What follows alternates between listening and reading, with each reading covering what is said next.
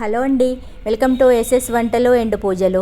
ఈరోజు మన కిచెన్లో వచ్చేసండి టమాటా సూపు. ఇది వర్షాకాలంలో లేదా వింటర్లో అయినా సూపర్ రెసిపీ అని చెప్పొచ్చు. ఇలా టమాటా సూప్ని చేసి వేడివేడిగా తిన్నారంటే అసలు సూపర్ అంటే సూపర్గా ఉంటుంది. పిల్లలకైనా మనమైనా ఎవరైనా ఇంట్లో ఎవరైనా గెస్ట్ వచ్చినప్పుడు కూడా ఇలా మీరు ట్రై చేసి ఇవ్వండి. చాలా సింపుల్గా చేసుకోవచ్చు, చాలా టేస్టీగా ఉంటుంది. అది ఎలా ఏంటనేది ఇప్పుడు మనం మొత్తం చూసేద్దాం. ముందుగా టమాటాలను శుభ్రం చేసుకోనండి. అవి మునిగేంత వరకు మంచి వాటర్ పోసేసుకొని కుక్కర్లో పెట్టేసుకొని ఒక విజిల్ వచ్చేంత వరకు ఉడికించుకోవాలి. ఒక్కటి వస్తే సరిపోతుందండి. తర్వాత టమాటాలను ఈ విధంగా ఒక ప్లేట్లోకి సపరేట్ చేసుకొని వాటిపైన ఉన్న పీల్ అంతా తీసేసుకోవాలి. ఈ విధంగా మొత్తం పొట్టు తీసేసుకొని వీటన్నిటిని కొంచెం కట్ చేసేసుకొని మిక్సీ జార్లో వేసేసుకొని మెత్తగా గ్రైండ్ చేసుకోవాలి. ఇలా చేస్తే ఏంటంటే తొందరగా మంచి మెత్తగా గ్రైండ్ అయిపోతుంది. చూసారు కదా, ఇలా టమాటో ప్యూరీని చేసి దీన్ని పక్కన పెట్టేసుకోవాలి. ఇప్పుడు దీన్ని ప్యూర్ అంతా ఏం చేయాలంటే మనం టమాటా ముందుగా ఉడకబెట్టుకున్న వాటర్ ఉన్నాయి కదా, ఆ వాటర్లో పోసేసి మొత్తం ఒకసారి కలిపి పక్కన పెట్టేసుకోవాలి. ఈ విధంగా మనకు ప్యూరీ అనేది రెడీ అయిపోతుంది. ఇప్పుడు స్టవ్ మీద మందపాటి గిన్నె పెట్టేసుకొని అందులో 1 స్పూన్ బటర్ వేసేసుకోవాలి.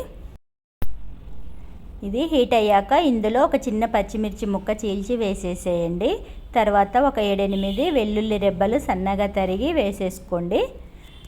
అవి కొంచెం ఫ్రై అయ్యాక దాల్చిన చెక్క పౌడర్ అండి 1 స్పూనున్నర వేసాను. పౌడర్ లేకపోతే మీరు దాల్చిన చెక్కని డైరెక్ట్గా వేసేసుకోవచ్చు. ఇప్పుడు ప్యూరీ ఇందాక తయారు చేసి పెట్టించుకున్న టమాటా ప్యూరీ ఉంది కదా, అది ఈ గిన్నెలో పోసేసుకోండి. మొత్తం ఇలా పోసుకున్న తర్వాత ఇప్పుడు ఈ సూపుకు సరిపడా మీరు సాల్ట్ వేసేసుకోండి.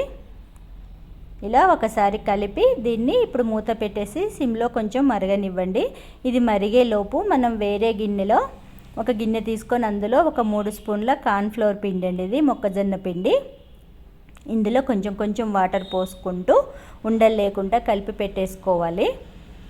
ఇలా ఉండలు లేకుండా కలిపి పెట్టుకున్న తర్వాత ఇప్పుడు మనం ఒకసారి టమాటా సూపు మూత తీసి చూద్దాము. మరగటానికి వచ్చేస్తుంది కదా, ఒకసారి మరిగాక పొయ్యాలండి. ఇది ఇలా మరుగుతూ ఉంటుంది కదా. ఇప్పుడు ఇందులో మనం ఇందాక కలుపుకున్న మొక్కజొన్న పిండి ఇందులో పోసేసి ఎమ్మటే కలుపుకోవాలండి, ఉండలు కట్టకుండా.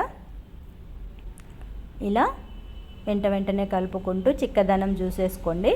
మీకు ఇంకొంచెం చిక్కదనం కావాలంటే ఇంకా కొద్దిగా కలిపైనా పోసుకోవచ్చు.